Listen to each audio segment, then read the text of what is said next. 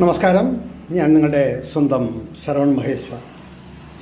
കൃഷ്ണശിലയായി എന്ന എൻ്റെ പരമ്പരയിലെ 292 എപ്പിസോഡാണിത്. ഇന്ന് ഞാൻ നിങ്ങളോട് പറയുന്നത് പ്രശസ്ത ചലച്ചിത്ര നടി ശ്രീമതി KPAC ലളിതയെക്കുറിച്ചിട്ടാണ്.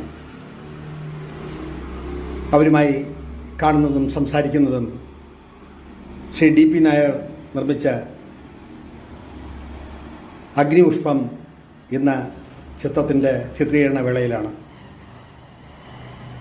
തിരുവനന്തപുരത്തെ ഹൗസിംഗ് കോളനിക്കടുത്തുള്ള ചെങ്കൽച്ചുള എന്ന് പറയുന്ന സ്ഥലത്തെ കുറേ വീടുകൾക്കിടയിൽ വെച്ചിട്ടാണ് ആ ചിത്രത്തിൻ്റെ ചിത്രീകരണം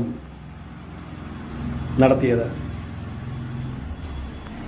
പല സ്റ്റേജ് പ്രോഗ്രാമുകളിലും അവരെ കണ്ടിട്ടുണ്ടെങ്കിലും സംസാരിച്ചതും അവരുടെ അഭിനയ ഭാവപ്രകടനങ്ങൾ കണ്ടതും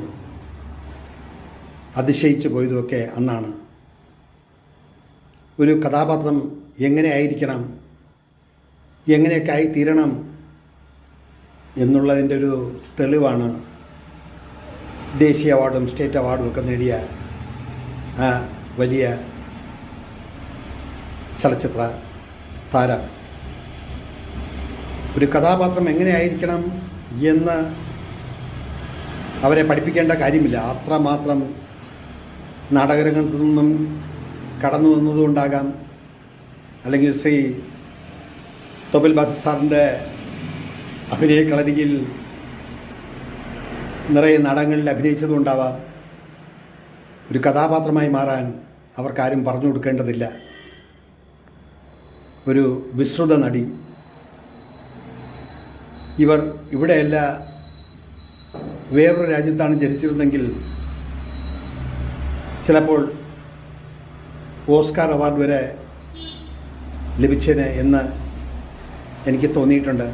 ശ്രീ സത്യൻ മാഷിൻ്റെ കൂട്ടത്തിലും ഒക്കെ അഭിനയിക്കുമ്പോൾ അവരുടെ അഭിനയ മികവ് എടുത്തു പറയേണ്ട ഒന്നാണ്. ആ ഒരു ചിത്രത്തിൻ്റെ ചിത്രീകരണത്തിൽ വെച്ച് മാത്രമേ നേരിൽ കാണാനും സംസാരിക്കാനും കഴിഞ്ഞിട്ടുള്ളൂ. പിന്നെ കുറേ ഫംഗ്ഷനുകൾ കണ്ടിട്ടുണ്ട്. പക്ഷേ ആ ഓർമ്മകൾ ഇന്നും എൻ്റെ മനസ്സിലൊരു ഛായാചിത്രം പോലെ തെളിഞ്ഞു നിൽക്കുന്നു. അവരെക്കുറിച്ചിട്ടാണ്, ആ പ്രഗത്ഭ അഭിനേത്രിയെക്കുറിച്ചിട്ടാണ് ഈ എപ്പിസോഡിൽ നിങ്ങളോട് പറയാൻ ഉദ്ദേശിക്കുന്നത്. കാണുമല്ലോ, വിലയിരുത്തുമല്ലോ. ഇതിൽ കൂടുതൽ ഇപ്പോൾ ഒന്നും